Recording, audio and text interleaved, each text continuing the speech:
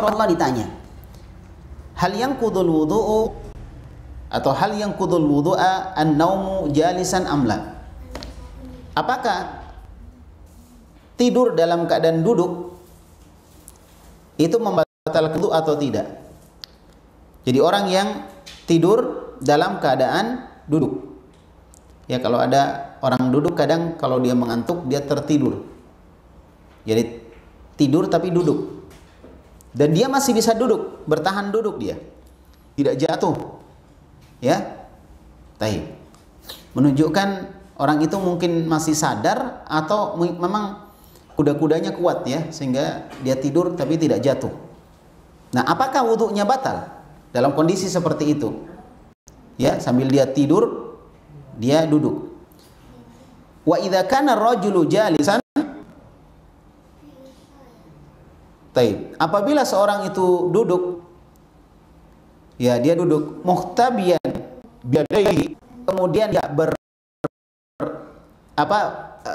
menopang dengan kedua tangannya, fanaisa, atau kemudian orang itu mengantuk, wang falatat jawwatuhu, ya kan, wasaqatat yadahu, lalu dia tertidur dan kemudian tangannya jatuh, jadi dia menopang pada tangannya, kemudian tangannya jatuh alal ardi, jatuh terkulai di tanah, wa mala, kemudian dia serong, atau dia apa bahasanya, serong, dia ya menyamping, dia miring-miring gitu ya, nah, dia serong.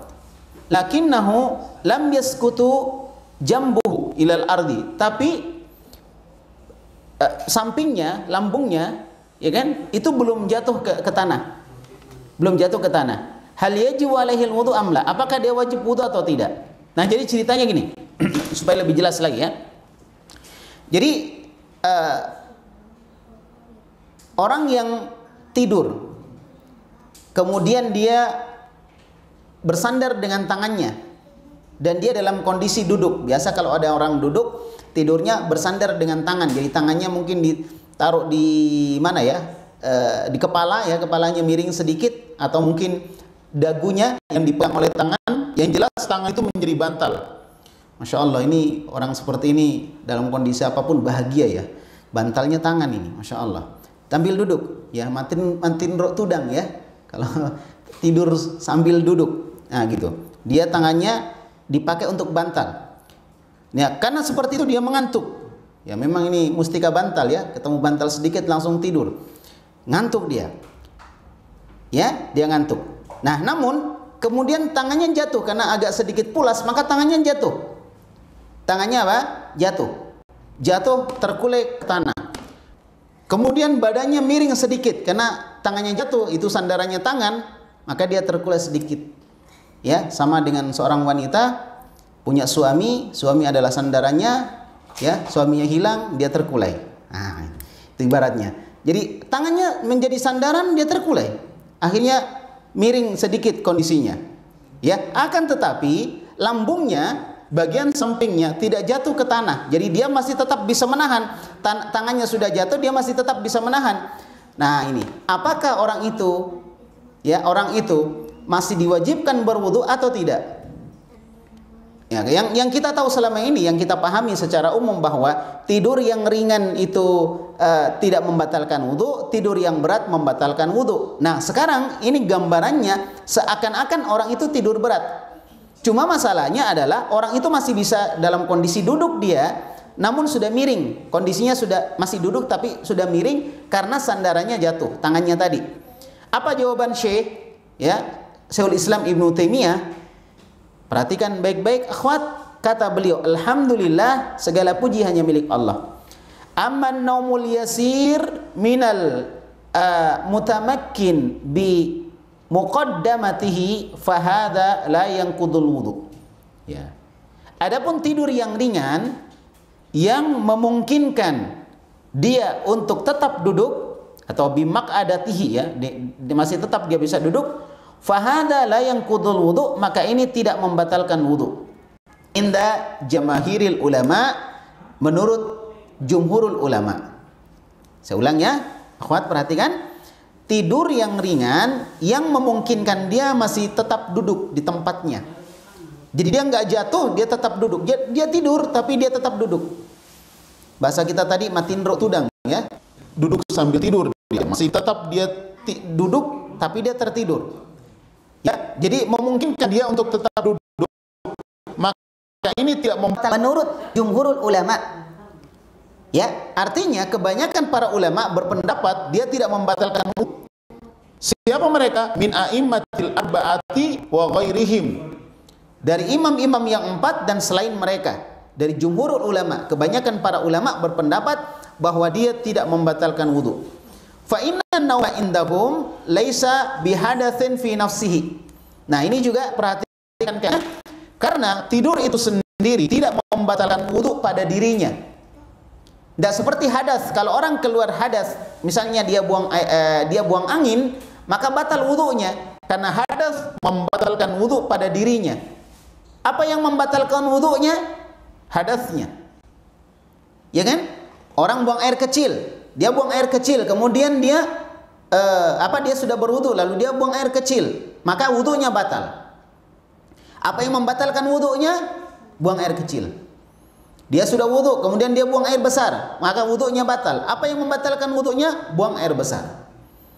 Orang sudah berwudu, kemudian dia haid, ya, maka wudunya juga batal. Apa yang membatalkan wudunya? Haidnya. Demikian pula nifas. Jelas ya? Nah, adapun tidur, maka bukan tidur yang membatalkan wudu, bukan tidurnya yang membatalkan wudu, lakin madhannatul hadas. Akan tetapi tidur mengantarkan kepada terjadinya hadas, keluarnya hadas. Jadi tidur itu mengantar, madhannah, pengantarnya. Kama dalla alaihi hadis alladzi fi sunan, sebagaimana ditunjukkan di dalam hadis ya dari Nabi kita Muhammad alaihi salatu wassalam yang disebutkan di dalam kitab sunnah, ya. Disebutkan al-ainu wika'usa.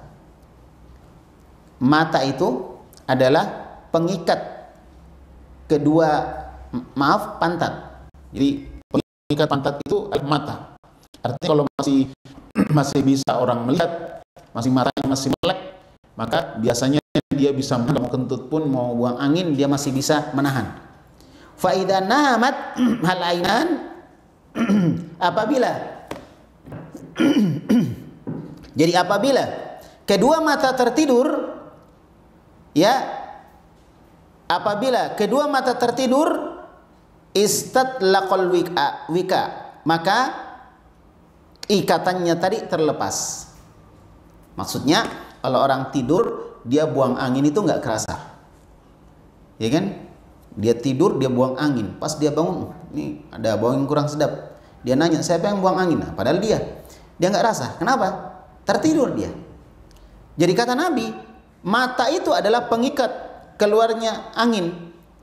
Kalau mata sudah tertidur, maka terlepaslah pengikatnya tadi. Nah, gitu. Dalam riwayat yang lain disebutkan wa fi riwayatin faman nama falyatawaddo. Siapa yang tidur maka hendaklah dia berwudu. Siapa yang tidur maka hendaklah dia berwudu. Perhatikan di sini, tidur disebutkan dalam hadis ini bukan penyebab batalnya wudu, tapi dia adalah madhannah, pengantar batalnya wudu. Pengantar batalnya wudu. Karena orang sudah tertidur, dia nggak sadar apakah dia buang angin atau tidak. Dia nggak sadar. Apakah wudunya sudah batal atau tidak. Kemudian kata Syekhul Islam Ibnu Taimiyah, wa yadullu ala hadza ma fi sahihain. Dan ini ditunjukkan di dalam hadis yang diriwayatkan oleh Imam Bukhari dan Imam Muslim dalam sahihain. Anna Nabiya sallallahu alaihi wasallam kana yanamu hatta yanfakhu. Adalah Nabi sallallahu alaihi wasallam tidur sampai keluar suara keras nafasnya, ya kayak mendengkur begitu, keluar suara keras nafasnya. Thumma yakumu fayusalli. Lalu kemudian beliau bangun dan beliau tetap mengerjakan salat, wala yatawadda, dan beliau tidak berwudu. Jadi di satu sisi tadi disebutkan faman nama falyatawadda, siapa yang tidur maka hendaklah dia berwudu. Di satu sisi Nabi alaihi salatu wassalam itu pernah tidur dan suara nafasnya seperti mendengkur, ya, itu kedengaran. Kemudian dia berdiri dan kemudian beliau tetap sholat dan beliau tidak berwudu. Berarti tidurnya Nabi tidak membatalkan wudunya Nabi. Li'annahu kana tanamu ainahu wa la yanamu qalbuhu. Karena Nabi itu punya keistimewaan di mana kedua matanya tertidur namun hatinya tidak tertidur. Jadi itulah keistimewaan Nabi Muhammad alaihissalam. Kedua matanya tertidur, hanya tidak tertidur. Maksudnya beliau masih bisa merasakan apakah dia buang angin atau tidak. Jadi pembatal wudunya bukan masalah dia tidur atau tidak. Bukan itu. Ya, bukan itu. Tapi yang menyebabkan batalnya wudu adalah buang anginnya. Dan buang angin ini tidak terasa ketika orang itu tidur. Maka Nabi ketika tidur dan dia sempat mendengkur ketika dia tidur, ya kan? Nabi tidak batal wudunya. Karena kenapa? Karena beliau hatinya tidak tertidur. Beliau bisa merasakan apakah dia buang angin atau tidak. Ini beda dengan kita. Ya kan? Jangankan tertidur, nggak tertidur saja kadang kita nggak tahu kita buang angin atau tidak. Gitu. Jelasnya? Sampai kadang ada orang buang angin, ini orang nggak tertidur buang angin. Jelas dia yang buang angin, dia masih nanya lagi, siapa buang angin? Gitu. Dia mau melepaskan diri dari tuduhan, ya. Padahal dia yang buang angin ini. Ini padahal dia nggak tidur ini. Ya, tapi ini orang bohong yang dusta dia, ya. Tapi yang aku lihat di sini bahwa kesimpulannya digambarkan di dalam jawaban Syekhul Islam Ibnu Taimiyah bahwa Nabi alaihissalam dalam kondisi dia tidur dan mendengkur, tapi beliau bangun lalu sholat dan dia tidak berwudu lagi. Kenapa? Alasannya Nabi tadi, karena kedua matanya tertidur namun hatinya tidak. Jadi intinya ketika hatinya tidak tertidur, beliau bisa merasakan buang angin atau tidak. Jadi kesimpulannya apa? Kesimpulannya bahwa tidur bukan pembatal wudu pada dirinya, tapi dia madhonnah. Ya, madhonnah, pengantar untuk batalnya wudu. Pengantar batalnya apa? Batalnya wudu. Jelas insyaallah, ya. Ya. Fakana yaqdhan falau kharaja minhu syai'un la syaira bihi. Ya kan? Dan beliau Nabi SAW dalam keadaan beliau itu sadar. Seandainya ada yang keluar angin atau sesuatu, maka beliau bisa merasakannya. Wa hadza yubayyinu anna an-nauma laisa bihadatsin fi nafsihi. Nah, ini menunjukkan bahwa tidur bukan hadas pada dirinya sendiri. Jadi bukan hadas itu karena tidur, bukan. Tapi karena dikhawatirkan keluarnya hadas dan dia tidak merasakan itu. Jadi bukan tidurnya, tapi sesuatu yang keluar disebabkan karena dia tidak sadar. Idza law kana hadatsan lam yakun fihi farraqa bainan nabi sallallahu alaihi wasallam wa ghairuh. Kalau seandainya itu hadas, maka tidak dibedakan atau tidak seorang itu tidak membedakan antara nabi dan yang selain nabi. Sama, nabi tidur pulas, ya kan? Tapi nabi nggak berwudu. Seandainya itu tidur membatalkan wudu, maka nabi harusnya berwudu juga. Tapi kan tidak, nabi enggak. Kenapa? Dia masih merasakan dia buang angin atau tidak. Itu. Kenapa dibedakan dengan orang lain? Ya beda dengan kita. Kita kalau tidur betul.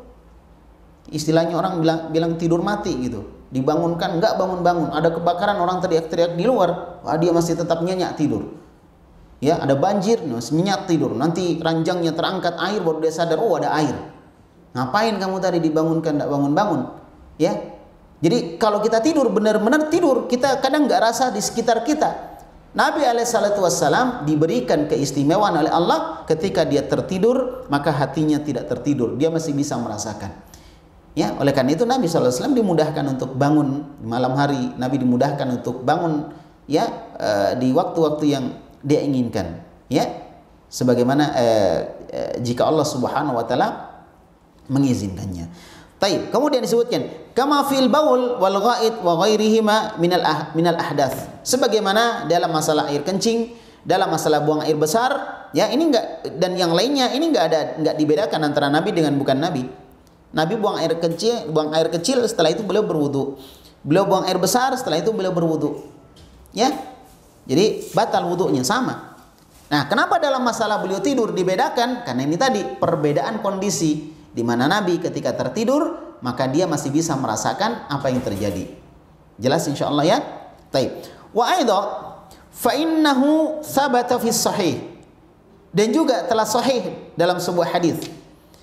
Anna Nabiyya sallallahu alaihi wasallam kana yuakhirul isya. Di mana Nabi sallallahu alaihi wasallam pernah suatu hari mengakhirkan salat isya. Nah, sebenarnya yang sunnah salat isya itu diakhirkan. Ya, diakhirkan. Cuma karena kita berada di tengah masyarakat ya, dan tidak semua masyarakat kita mampu untuk sholat isya di malam yang larut atau di waktu yang melebihi waktu isya di awal, maka kemudian sholat isya dilakukan di awal waktu. Tapi kalau misalnya bisa, maka sholat isya diundur waktunya, itu lebih utama. Nah, suatu hari Nabi pernah sholat isya itu sengaja diakhirkan.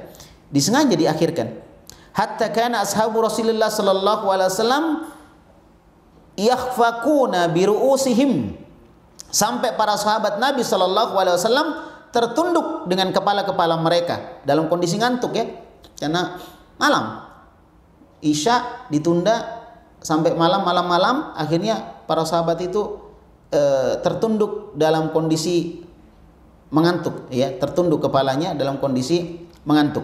Tsumma yusalluna wa la yatawaddauuna, kemudian mereka salat ya, dan mereka tidak berwudu lagi. Fahada yubayyinu anna jalsan naumi laysat binaqidin atau laisa binaqidin, ya kan? Dan ini menunjukkan bahwa duduk dalam kondisi tidur ini tidak membatalkan wudu, ya. Id law kana naqidan lang taqadha bihadzal naumi alladhi takhfaqu fihi ru'usuhum. Nah, apabila ini membatalkan wudu, maka orang yang kepalanya terjatuh karena ngantuk tadi, maka dia harusnya berwudu ya, dan batal wudunya, harusnya dia berwudu. Namun para sahabat tidak, para sahabat tertidur, kemudian dia ketika mau sholat mereka tidak berwudu kembali. Walaupun ada sebagian ulama yang menjelaskan bahwa tidur mereka adalah tidur yang tidak pulas, Baik. Tsumma ba'da hadza lil ulama thalathatu aqwal. Kemudian dalam masalah ini para ulama ada 3 pendapat. Perhatikan 3 pendapat ini, jadi ada khilaf di kalangan para ulama tentang masalah orang yang tertidur dalam keadaan duduk. Dan ini banyak terjadi di sholat Jumat misalnya, ya kan? Khotibnya teriak-teriak semangat, ya kan? Dengan suara yang lantang khotibnya membacakan khutbah Jumat, masya Allah. Ya, tapi tetap saja ada yang tertidur dalam kondisi duduk. Nah, ketika khotib Jumatnya sudah selesai, dia bangun langsung dia sholat. Makanya ini harus ditahu ini. Karena kita sering ya, bukan cuma orang awam ya, orang yang belajar pun kadang tertimpa yang seperti itu. Sering tertimpa seperti itu. Taib. Ada yang mengatakan yang kudu ma siwa naumil qaid mutlaqa. Pendapat yang pertama mengatakan bahwa dia membatalkan wudu selain dia membatalkan wudu secara mutlak selain tidur dalam kondisi duduk. Jadi kalau misalnya orang tertidur secara mutlak batal, kecuali kalau tidurnya dalam kondisi duduk. Ka qauli Malikin wa Ahmada fi riwayatin, sebagaimana pendapat Imam Malik dan salah satu pendapat dari Imam Ahmad. Ini Imam Ahmad berarti punya beberapa pendapat. Salah satu pendapat beliau adalah batal wudunya secara mutlak kecuali dia tidurnya dalam keadaan duduk. Kalau dia tidurnya tidak dalam keadaan duduk, maka secara mutlak wudunya batal. Ya, wudunya batal. Apakah dia tidur ringan atau tidur berat, maka wudunya batal.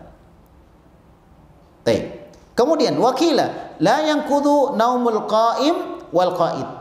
Kemudian pendapat yang kedua mengatakan bahwa orang yang tertidur dalam kondisi berdiri dan tertidur dalam kondisi duduk, maka wudunya tidak batal. Jadi kalau mau wudunya tidak batal, maka tidurlah sambil berdiri. Nah, itu. Tidurlah sambil duduk. Tapi gimana ya orang tidur sambil berdiri? Tapi ada juga ya orang tidur antri, misalnya lagi antrian di toko misalnya, mau bayar di kasir, dia tertidur sambil berdiri ya. Mungkin ada orang seperti itu ya. Atau misalnya mau masuk masjid ya, antrian masuk karena sekarang masa pandemi ya kan, ganti-gantian masuk satu-satu diperiksa, mungkin dia karena saking ngantuknya dia tidur sambil berdiri ya, atau dalam kondisi apalah ya. Ala kulli hal di sini disebutkan bahwa jika dia tidur sambil berdiri atau tidur sambil duduk, maka itu tidak membatalkan wudunya. Wa yanqudu naumur raqi' was-sajid. Akan tetapi kalau dia tidur sambil dalam kondisi ruku, dalam kondisi sujud, maka itu membatalkan wudu. Itu membatalkan wudu. Li'annal qa'ima wal qa'ida la yanfariju fihima makhrajal hadath kama yanfariju minar raqi was sajid. Karena orang yang duduk ya tidak akan keluar dari keduanya, demikian pula orang berdiri ya, hadas tidak akan keluar hadas sebagaimana keluarnya hadas dari orang yang ruku atau orang yang sujud. Jadi kalau orang ruku dan orang sujud itu tempat keluarnya hadas lebih terbuka. Itu wallahu alam. Kalau dia berdiri, dia duduk, maka tempat keluarnya hadas ya sedikit tertutup. Oleh karena itu dia mengatakan pendapat yang kedua ini tidak membatalkan wudu kalau orang itu dalam kondisi tidur berdiri atau tidur sambil duduk.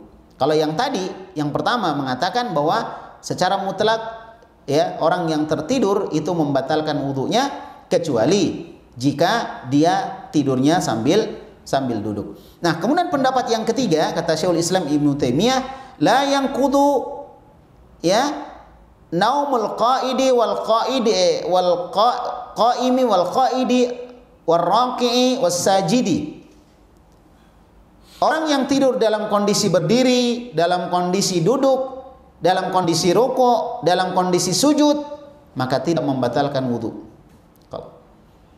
Jadi pendapat ketiga ini kalau Anda mau tidak batal wudu, tidur dalam kondisi berdiri atau tidur dalam kondisi duduk atau tidur dalam kondisi rukuk atau tidur dalam kondisi berdiri. Apa? Dalam kondisi sujud. Bi khilafil muttaji' wa ghairihi. Berbeda dengan orang yang baring-baringan dan yang lainnya. Tidur terlentang. Kaqauli Abi Hanifah, seperti pendapat Imam Abu Hanifah, pendapat Imam Ahmad dalam satu riwayat, ya, satu riwayat. Pada riwayat pendapat yang ketiga ya, riwayat yang ketiga. Lakin madhab Ahmad at-taqyid bin naumil yasir. Akan tetapi madhabnya Imam Ahmad ditakyid atau ditekankan pada tidur yang ringan. Jadi semua itu tidak membatalkan wudu kalau tidurnya ringan. Kalau tidurnya ringan. Ya, sekarang bagaimana untuk mengetahui ini tidur berat atau tidur ringan?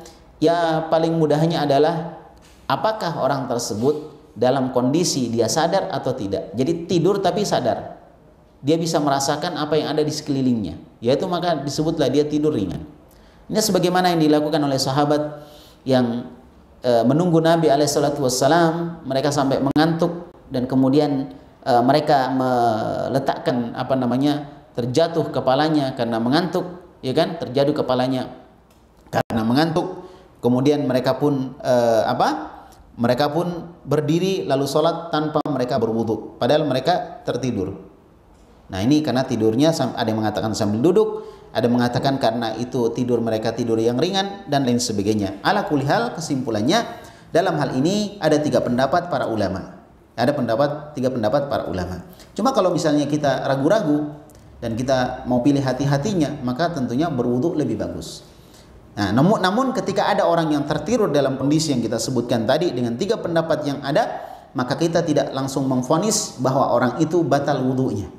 Ya, tidak langsung vonis bahwa orang itu batal wudunya, karena siapa tahu dia lebih berpendapat, lebih menguatkan bahwa itu tidak membatalkan wudu. Taib, itu kaitannya dengan masalah tidur ya, masalah tidur ya. Taib. Nah, dalam kondisi orang sholat kadang ya tertidur. Masya Allah. Sampai ada orang sholat malam, ya kan? Sholat malam karena sholatnya lama, akhirnya dia tertidur. Ya, teman-temannya sudah sujud, dia masih berdiri. Atau teman-temannya sudah berdiri, dia masih sujud. Masya Allah. Sujudnya lama. Ya, sampai di rakaat berikutnya masih sholatnya panjang, dia masih tetap sujud.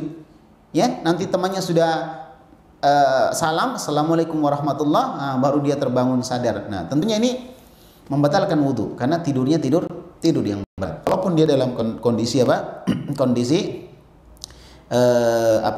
dalam kondisi dia sujud, ya. Kalau dia tertidur dalam kondisi seperti itu sampai dia nggak sadar, bacaan imam yang pakai mic, pakai speaker, ya, sampai dia nggak dengarkan, maka ini tentunya dia tidur yang pulas. Wallahu alam bissawab.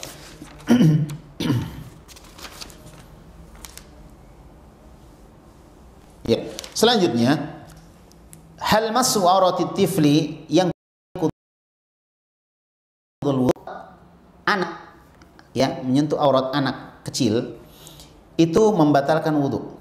Wa hal yajuzu lil haid dukhul al masjid li sima'i dars. Ya. Apakah boleh wanita yang haid masuk ke dalam masjid untuk mendengarkan pelajaran?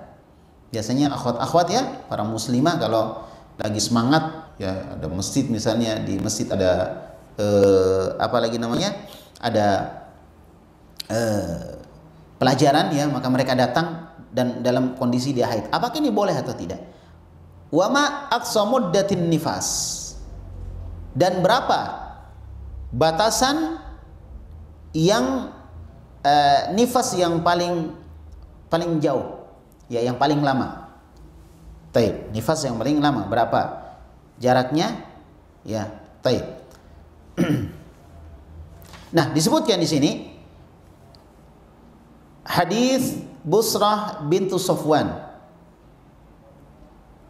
alladzi akhrajahu Ahmadu wa ashabus sunan wa isnaduhu sahihun, yang dikeluarkan oleh Imam Ahmad dan penulis kitab sunan, ya, sunan berarti sunan Abu Dawud, sunan Tirmidzi, sunan An-Nasai, dan sunan Ibnu Majah, dan sanadnya sahih. Anna Nabi sallallahu alaihi wasallam qala, bahwasanya Nabi sallallahu alaihi wasallam beliau bersabda, man massa dzakarahu fala yusalli hatta yatawaddaa. Barang siapa yang menyentuh kehormatannya, ya, menyentuh zakarnya, maka hendaklah dia jangan salat. Fala yusalli, jangan dia salat hatta yatawadda, sampai dia berwudu, gitu. Jadi kalau seorang menyentuh kehormatannya, maka jangan dia salat sampai dia berwudu. Itu hadis yang sahih yang diriwayatkan oleh Imam Ahmad dan ashabus sunan. Fa hadza dalilun ala anna mashadz dzakar naqidun lil wudu. Dan ini dalil bahwa menyentuh kemaluan itu membatalkan wudu. Idzan, kalau begitu, al mar'ah yusannu lahal wudu idza massat farjaha. Ya kan?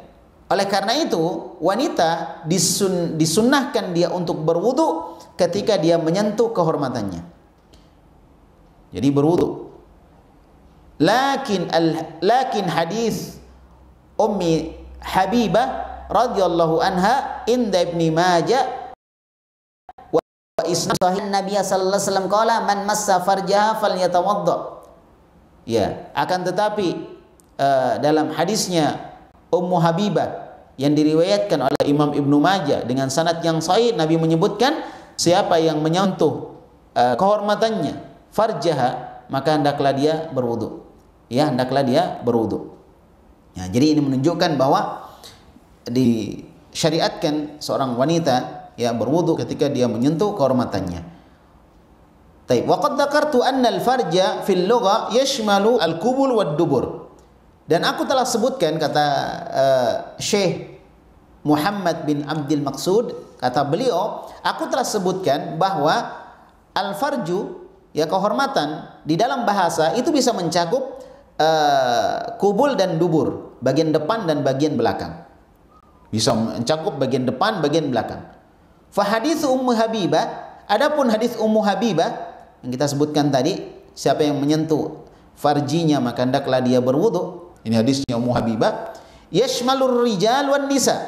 Ini mencakup laki-laki dan perempuan. Makanya di sini pakai lafadznya laki-laki. Bukan massat tapi massah.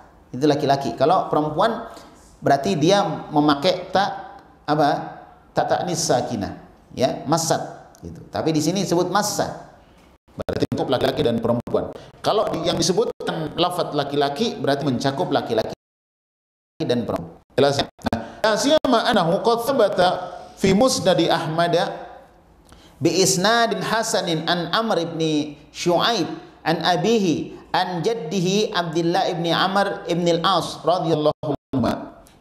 Nah, lebih-lebih bahwa telah ada hadis yang sahih, ya, di dalam musnad Imam Ahmad rahimahullah dengan sanad yang hasan dari Amr bin Syu'aib, dari bapaknya, dari kakeknya, yaitu Abdullah bin Amr ibn al-As, ya, bin Amr ibn al-As. Taib radhiyallahu anhuma, semoga Allah meridai keduanya.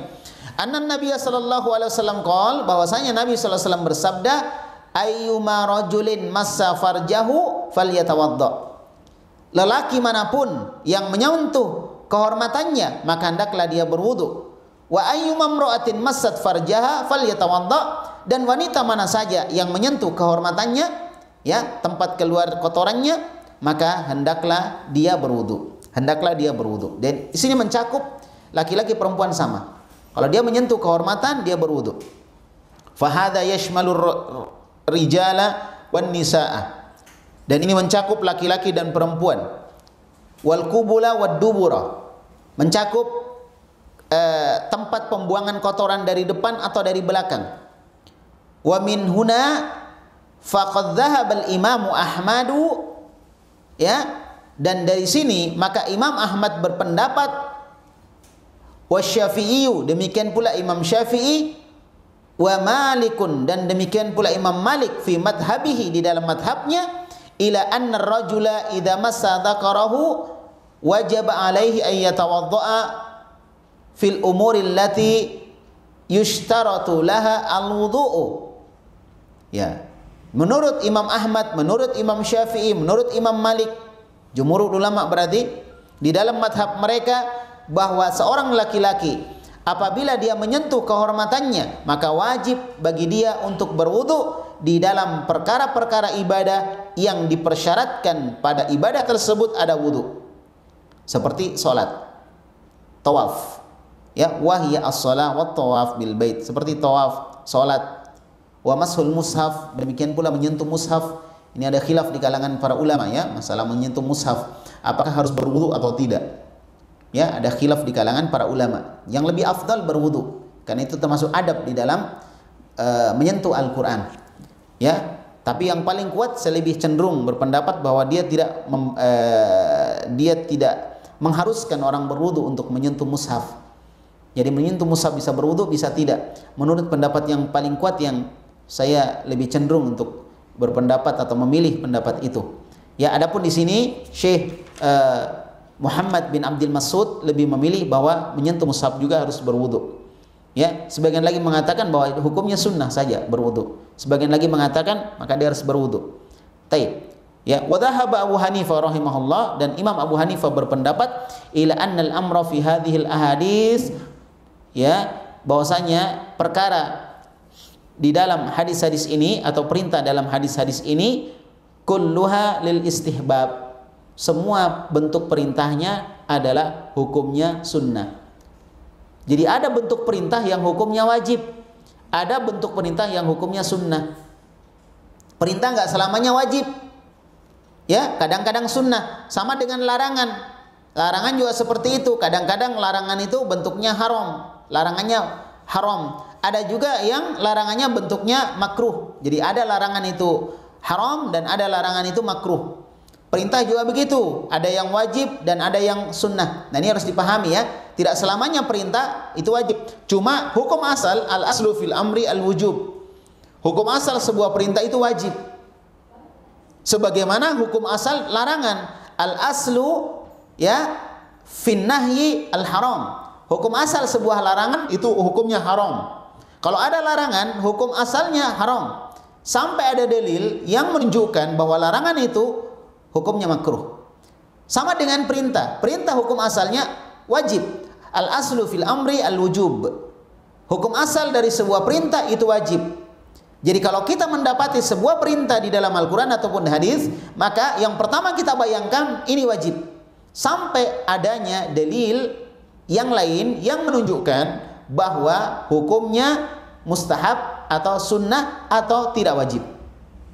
Jelas insya Allah? Nah, di sini Imam Abu Hanifah berpendapat bahwa perintah untuk berwudu ketika menyentuh kemaluan atau kehormatan, maka itu hukumnya sunnah, kata Imam Abu Hanifah. Dan ini berbeda dengan pendapat Imam Malik, berbeda dengan pendapat Imam Syafi'i, berbeda dengan pendapat Imam Ahmad. Ya, dan tidak ada masalah perbedaan pendapat seperti itu. Kadang-kadang yang jumhur yang benar, kadang-kadang yang bukan jumhur yang lebih sedikit itu benar. Taib, li'annahu qad thabata inda Ahmad wa ashabis sunan aidha bi isnadin sahihin an Talq ibn Ali radhiyallahu an. Karena ada juga riwayat yang sahih yang diriwayatkan oleh Imam Ahmad dari ashabus sunan dengan sanad yang sahih dari Talq bin Ali, sahabat Talq bin Ali radhiyallahu an. Annahu qala lin nabi, bahasanya dia mengatakan kepada Nabi, ya, Talq bin Ali mengatakan kepada Nabi, ahaduna yamassu dzakarahu ayatawaddau lis-salati. Wahai Rasulullah, salah seorang di antara kami menyentuh kehormatannya, apakah orang itu harus berwudu untuk mengerjakan salat? Apakah dia harus berwudu untuk mengerjakan salat? Faqala, maka Nabi alaihi salatu wassalam bersabda, innama huwa ya bid'atun minka. Sesungguhnya kehormatanmu itu adalah bagian darimu, maksudnya bagian dari anggota badanmu. Dalam lafaz yang lain disebutkan wa hal huwa illa bid'atun minka, dan tidaklah itu kecuali bagian dari anggota badanmu. Lalu apa makna hadis? Makna hadis annahu juz'un minka. Makna hadis adalah itu bagian dari tubuhmu. Artinya seperti engkau menyentuh tubuhmu, maka menyentuh kehormatanmu juga seperti itu. Dia tidak batal wudu, gitu. Iya kan? Ya. Taba'an al-ahadits al-ula muta'aridatun ma'a hadits Talq bin Ali fi dhahir. Dan kalau kita lihat secara zahir, maksudnya secara sepintas kita melihat bahwa hadis yang pertama bertentangan dengan hadisnya Talq ibnu Ali.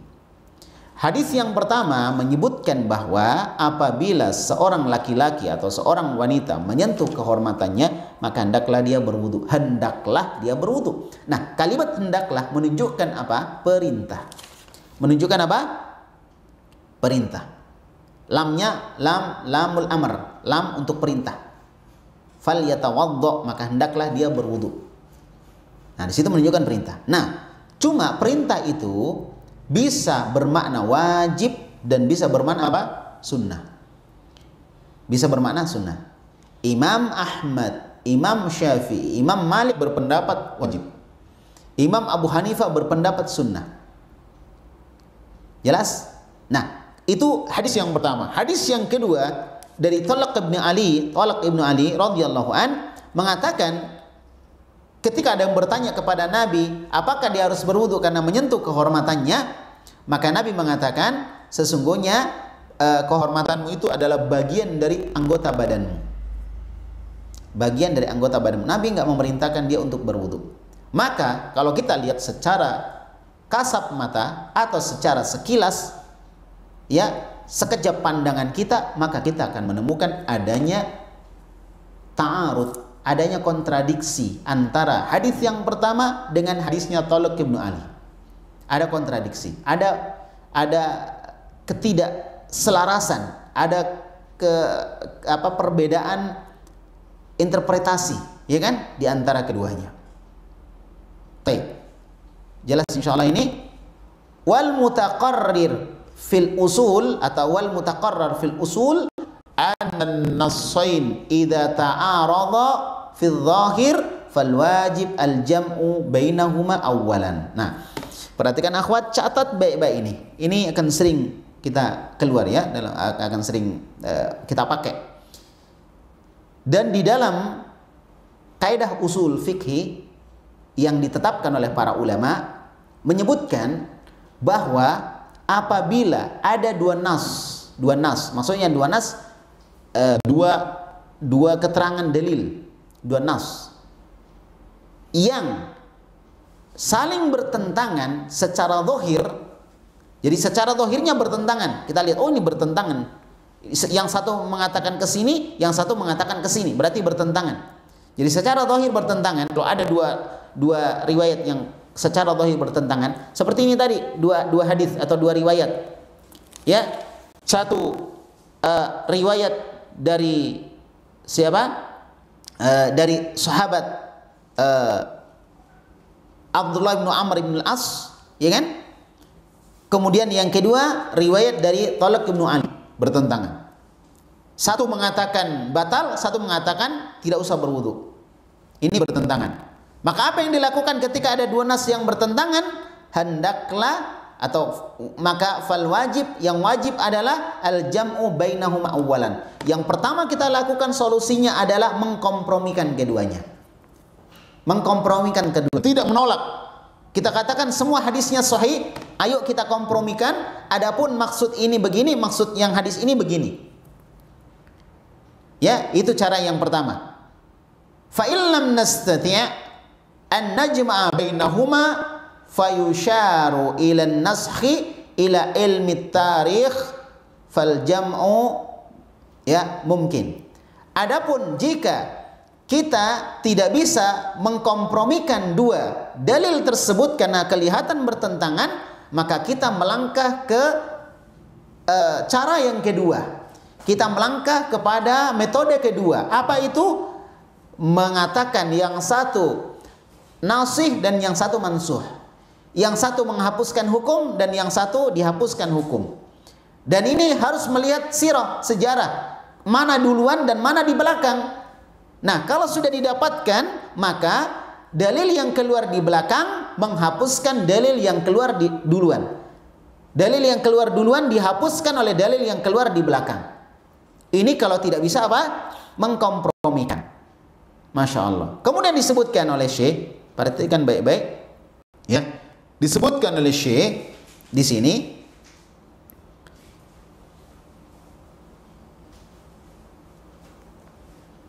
Ya, bahwa fal jam mungkin. Jika kita mengkompromikan dua hadis ini tentang masalah menyentuh kehormatan, apakah batal wudhu atau tidak, maka bisa dikompromikan, dan ini memungkinkan untuk dikompromikan. Kama qala Abu Hanifah, sebagaimana disebutkan oleh Imam Abu Hanifah. Apa tadi pendapat Imam Abu Hanifah? Hukum perintahnya sunnah, gitu. Jadi kedua-duanya kita pakai. Gimana kesimpulannya? Menyentuh kehormatan tidak membatalkan wudhu, dan hadis yang menyebutkan tentang disuruh berwudhu lagi hukumnya sunnah dan bukan wajib. Nah, itu namanya mengkompromikan. Sebagaimana disebutkan oleh Imam Abu Hanifah rahimahullah. Ya, wa qaulu sallallahu alaihi wasallam, sabda Nabi Muhammad sallallahu alaihi wasallam, wa hal huwa illa bid'atun minka, dan tidaklah kehormatanmu itu kecuali bagian dari anggota badanmu. Yadullu ala annal amra bil wudhu'i amrun lil istihbab. Ya. Dan ini menunjukkan bahwa perintah untuk berwudu adalah perintah yang hukumnya mustahab atau hukumnya sunnah, tidak wajib. Lakin wan nahyu anis shalah qabla al wudu liman massa farjahu bi ghairi ha'ilin nahyun litanzih. Adapun larangan untuk sholat sebelum berwudu bagi orang yang menyentuh kehormatannya, ya, tanpa memakai pengalas. Kalau pakai pengalas nggak ada masalah, ya kan? Nah, kalau dia tidak pakai pengalas, maka hukum larangannya adalah litanzih, makruh, hukum makruh, bukan haram. Fahada yakunu fihi jam'u bainal adillah. Maka beginilah cara menggabungkan dua dalil. ya, atau menggabungkan dalil-dalil tersebut. Wa hadha huwa alladhi yatarajjahu li, dan ini yang kuat menurut saya, kata Syekh Muhammad bin Abdul Maqsud, kata beliau. Lakin al-mas'alah fiha mutawalat, akan tetapi masalah ini ternyata diperpanjang oleh para ulama pembahasannya. Bukan masalah yang tinggal dibahas begitu, tetapi panjang pembahasannya. Bagaimana bentuk panjang pembahasannya? Minhum man dhahaba ila naskhi. Sebagian para ulama berpendapat bahwa ada penghapusan, ada nasakh, ada penghapusan hukum. Ya, bagaimana caranya mengetahui ini dihapus? Dilihat mana duluan. Yang di belakang menghapuskan yang duluan. Mana hukum duluan? Hukum duluannya dihapuskan sama hukum yang di belakang. Sebagian ulama mengatakan ada bentuk penghapusan. Mana? Jadi harus ditahu mana yang lebih duluan. Apakah larangan Nabi untuk perintah Nabi untuk berwudu setelah menyentuh kehormatan, atau ucapan Nabi bahwa itu bagian dari anggota tubuhmu? Ya, mana duluan? Ini harus dicari dulu, baru bisa menentukan mana yang dihapus dan mana yang menghapus. Ya, taib.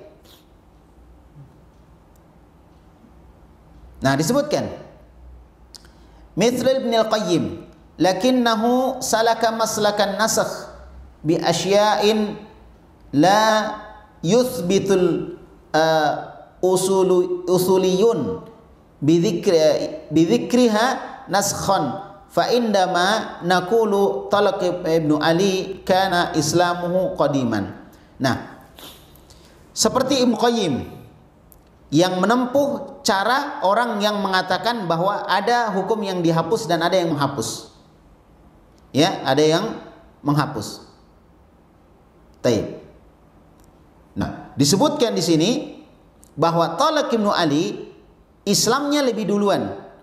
Wa amma Busra bintu Safwan fakana islamuhu haditha, dan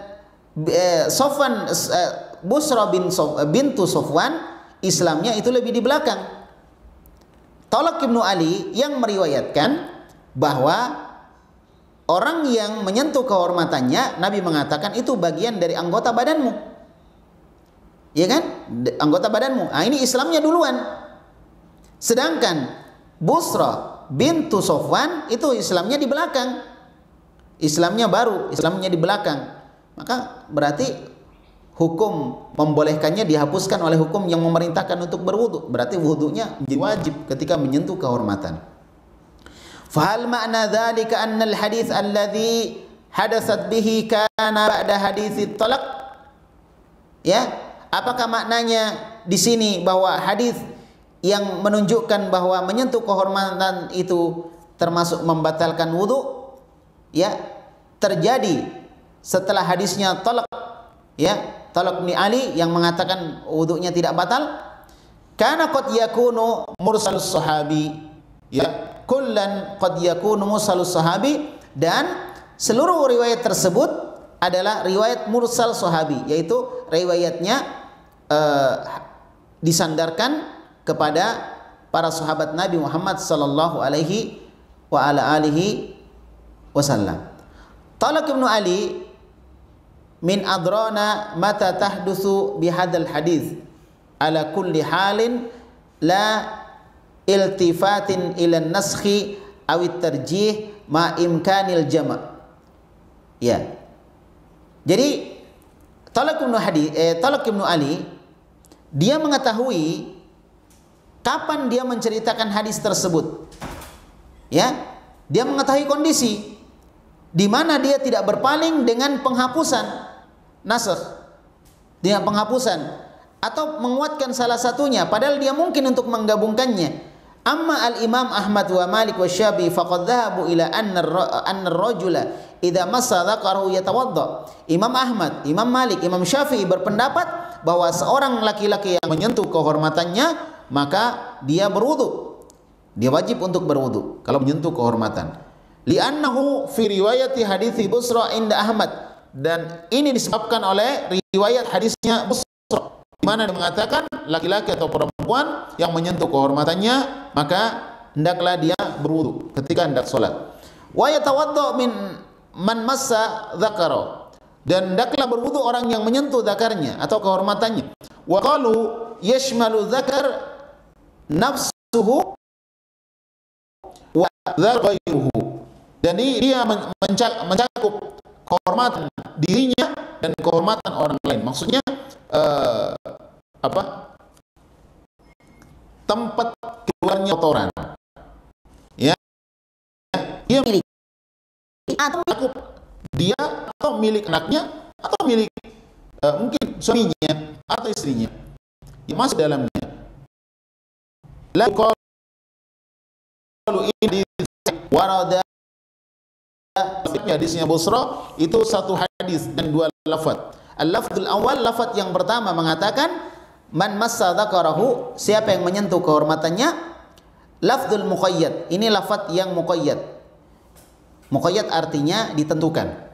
Wal lafdzu tsani, lafaz yang kedua wa yatawadda min masjid dzakar, hendaklah berwudu orang yang menyentuh kehormatannya. Orang yang menyentuh kehormatannya. Ya, ay dzakar lakin yang bagi ay yaj'ala at-talaq ya al-mutlaq alal muqayyad. Innal hadis wahid warada biwain. Jadi di dua hadis bukan satu hadis yang disebutkan dengan dua lafaz. Ya, dengan dua lafaz. Wahidun fil itlaq wasani fit taqyid. Satu mutlak dan satu taqyid. Maksudnya gini. Mutlak itu artinya lafaznya umum. Dan lafaznya ditentukan. Jadi ketika ada hadis yang lafadznya umum bertemu dengan hadis yang lafadznya ditentukan, maka hadis yang lafadznya umum tadi dibawa kepada makna lafadz yang ditentukan. Lafadz yang ditentukan. Fayambagi ayyaj'alal mutlaq 'alal muqayyad, ya. Jadi hadis yang sifatnya umum harus dibawa maknanya kepada hadis yang ditentukan maknanya muqayyad.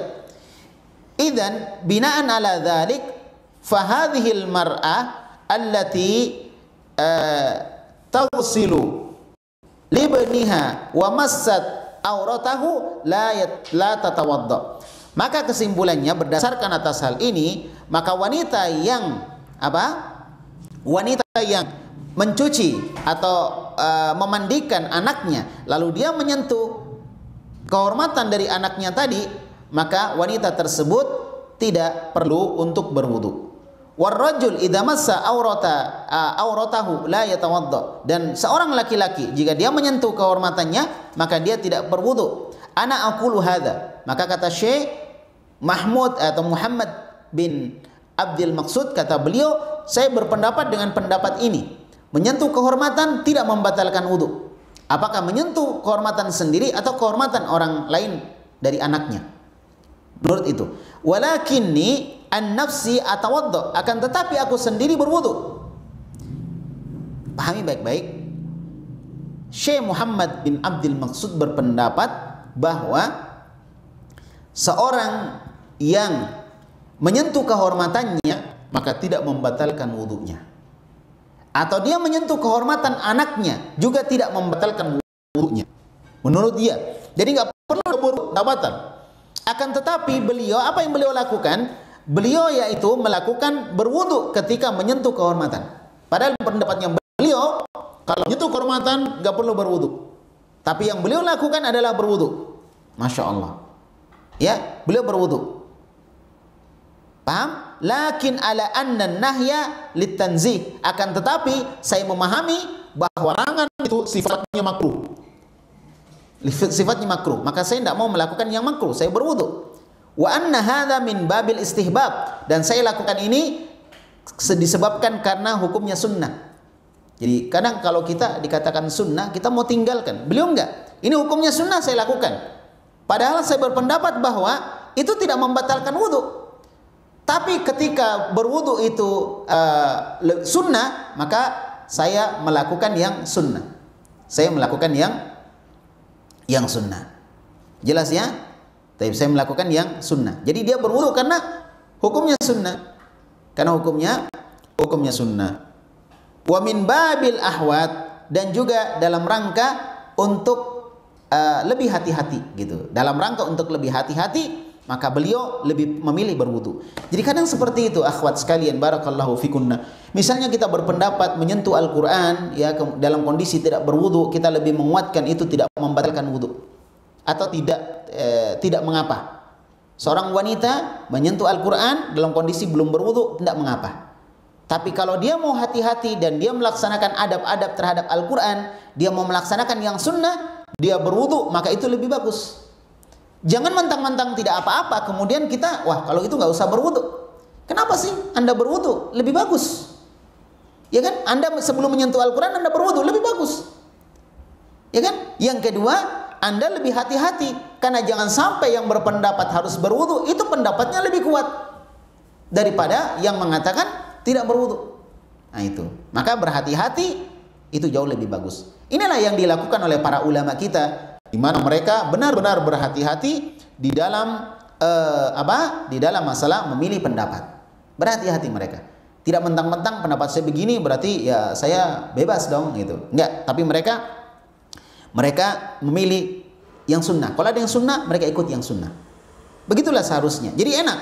Pertama, kita keluar dari perbedaan pendapat para ulama. Yang kedua, kalaupun kita mengatakan hukumnya sunnah, maka kita masuk di dalam perkara yang mendatangkan pahala dari sunnah Nabi Muhammad alaihi salatu wassalam. Ya, kalau mengatakan perintahnya sunnah, kalau memang perintahnya sunnah, kenapa Anda tidak amalkan? Oh kan cuma sunnah. Nah, itu biasa pendapatkan. Tapi tidak begitu para ulama kita. Walaupun sunnah, mereka tetap mengamalkan. Contoh misalnya Syekh Muhammad Nasiruddin Al-Albani rahimahullah. Syekh Muhammad Nasiruddin Al-Albani berpendapat bahwa wanita tidak wajib memakai cadar. Itu pendapat Syekh Muhammad Nasiruddin Al-Albani. Beliau jelaskan secara panjang lebar di dalam Jilbab Al-Matil Muslimah. Beliau jelaskan dengan panjang lebar. Katanya wanita tidak wajib pakai cadar. Kemudian banyak sebagian orang bertanya kepada beliau atau sebagian masyaikh bertanya kepada beliau, kenapa istri beliau pakai cadar? Padahal beliau berpendapat bahwa pakai cadar itu enggak wajib. Ya, kenapa istri beliau pakai cadar? Ya, karena beliau menganggap bahwa pakai cadar itu lebih afdol, lebih utama. Akhirnya istri beliau pakai itu. Bukan karena beliau menganggap itu wajib. Dalam sudut pandang Syekh Muhammad Nasiruddin Al-Albani. Walaupun berbeda dengan sudut pandang Syekh Ibnu Baz rahimahullah, berbeda dengan sudut pandang Syekh Al-Utsaimin rahimahullah, di mana mereka mengatakan memakai cadar itu hukumnya wajib. Nah, disitulah para ulama kita di dalam kehati-hatian mereka. Ya, kehati-hatian mereka. Jelas insya Allah. Jadi kata beliau, walaupun saya berpendapat bahwa berwudu setelah menyentuh kehormatan itu hukumnya sunnah, tidak wajib, tapi tetap saya lakukan karena hukumnya sunnah.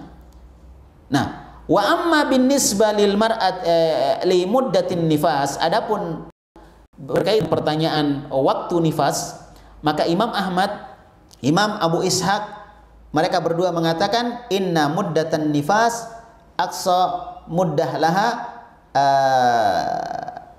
arba'ina yauman. Ya, jadi waktu nifas itu yang paling banyaknya itu 40 hari, paling lamanya 40 hari. Wa Syafi'i rahimahullah, dan Imam Syafi'i berpendapat 60 hari.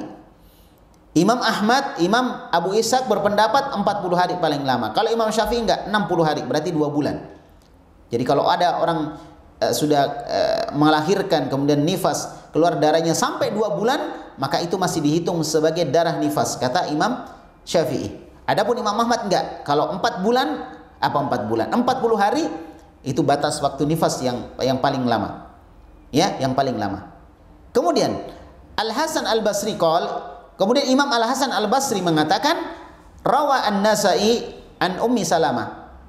Imam An-Nasa'i meriwayatkan dari Ummu Salamah radhiyallahu anha. Qalat, Ummu Salamah mengatakan, kanat ihdana tajlisu ala ahdi Rasulillah sallallahu alaihi wasallam arba'ina yauman lan tusalli kunna nutalli wujuhana bil warasi minal kala.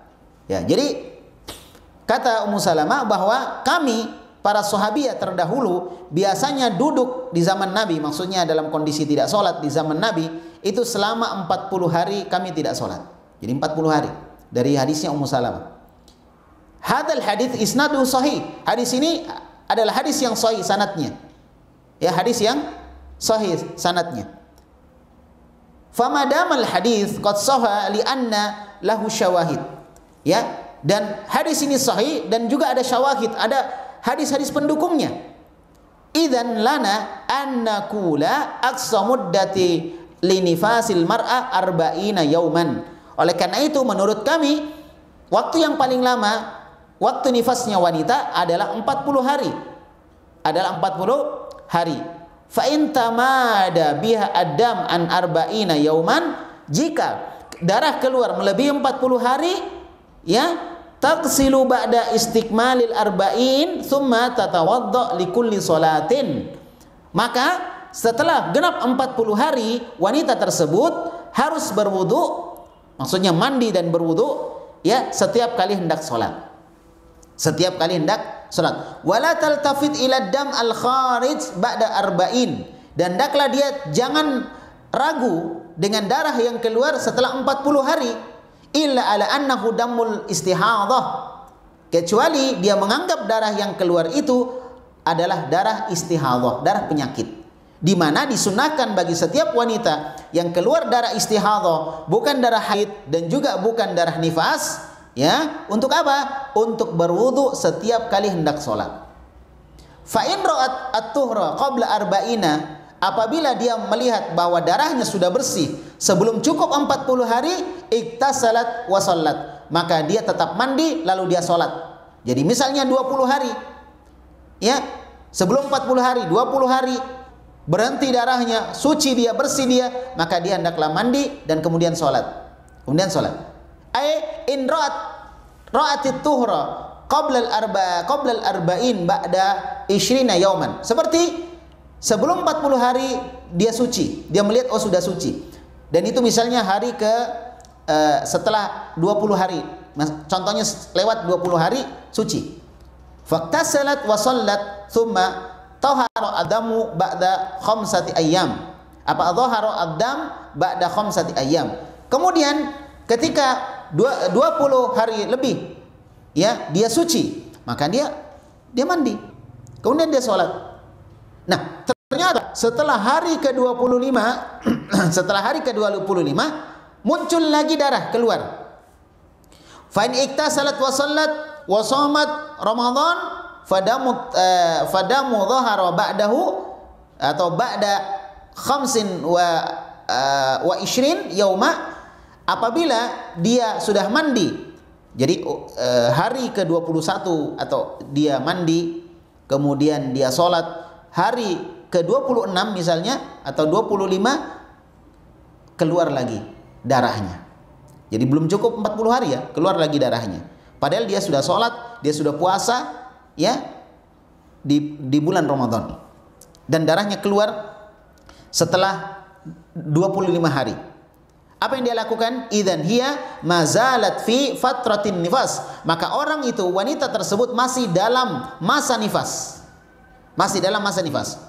Was-salatu was-shaumu yakunani batilain. Maka salat dan puasanya batal. Jadi selama 5 hari salat dan puasanya batal. Tapi insya Allah namanya usaha, Allah akan memberikan pahala kepada seorang wanita yang dia anggap oh saya sudah suci, dia salat. Walaupun batal, tapi pahala ada di sisi Allah insya Allah. Lakinnaha tuqdis siyam wala tuqdis shalah. Maka wanita tersebut mengqadha puasanya dan tidak mengqadha salatnya. Jelas insya Allah, ya. Nah, jadi untuk masa nifas pendapat yang kuat di kalangan ulama adalah 40 hari paling lama. Ya, dan ini pendapat Imam Ahmad dan Imam Abu Ishaq. Ya, adapun Imam Syafi'i berpendapat bahwasanya wanita haid atau wanita nifas itu bisa sampai 60 hari. Bisa sampai 60 hari. Wallahu alam, yang kuatnya 40 hari dari hadisnya Ummu Salamah, dari hadisnya Ummu Salamah. Jelas ya insyaallah. Nah, tadi dikasih ilustrasi. Kalau ada seorang wanita di hari ke-20 misalnya atau 21 dia suci, maka dia mandi kemudian dia sholat. Kalau dia sudah suci. Namun ternyata dia tidak duga di hari ke-26 keluar lagi darah. Maka itu dianggap masih masa nifas karena belum cukup 40 hari. Artinya masa nifas bisa sampai 40 hari dan bisa kurang. Makanya ketika hari ke-21 dia mandi, kemudian dia sholat. Karena bisa jadi 20 hari ke-21 itu sudah suci. Jelas ini insya Allah. Namun ternyata hari ke-26 ternyata keluar lagi. Maka dianggap oleh para ulama dia masih dalam kondisi nifas. Karena belum cukup berapa 40 hari. Sehingga puasa yang sudah dia lakukan selama 5 hari sebelumnya itu harus dia qadha. Adapun salat tidak. Sampai cukup 40 hari. Nanti kalau sudah cukup 40 hari, kemudian hari ke-41 masih keluar darah, maka darah itu dihitung sebagai darah istihadhah. Dihitung sebagai darah istihadhah. Wallahu a'lamu bissawab. Wallahu a'lam bissawab. Baik. Nah, kemudian pertanyaan terakhir, ya, hal idza massat al-mar'atu farjaha au farja zawjiha au waladiha yanqudu wudu'ahu wa wudu'a zawjiha. Apakah seorang wanita, seorang istri yang menyentuh kehormatannya dan atau menyentuh kehormatan suaminya atau menyentuh kehormatan anaknya, ya, anaknya, apakah itu membatalkan wudu? Ya, apakah membatalkan wudu? Dan wudu suaminya, jawabannya la yanqudul wudu'aha kama bayyantu sabiqan wa huwa madhhabu Abi Hanifah. Yang benar wudunya tidak batal sebagaimana pendapat Imam Abu Hanifah yang saya jelaskan sebelumnya. Tapi sekali lagi seorang kemudian berhati-hati itu lebih bagus. Seorang berhati-hati lebih bagus. Sebagaimana yang dilakukan oleh Syekh Muhammad bin Abdul Maqsud, di mana beliau walaupun berpendapat tidak batal, ya, namun beliau tetap berwudu karena hukum wudunya adalah apa? Sunnah. Dan itu lebih hati-hati. Wallahu a'lamu bishawab. Baik. Dah masuk asar ya.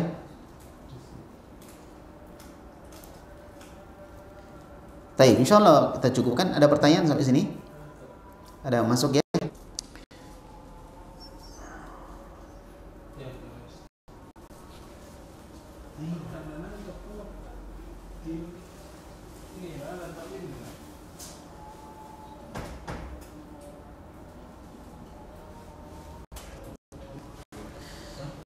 Baik, pertanyaan pertama, bismillah, afwan Ustaz, bagaimana hukumnya jika kita terbangun untuk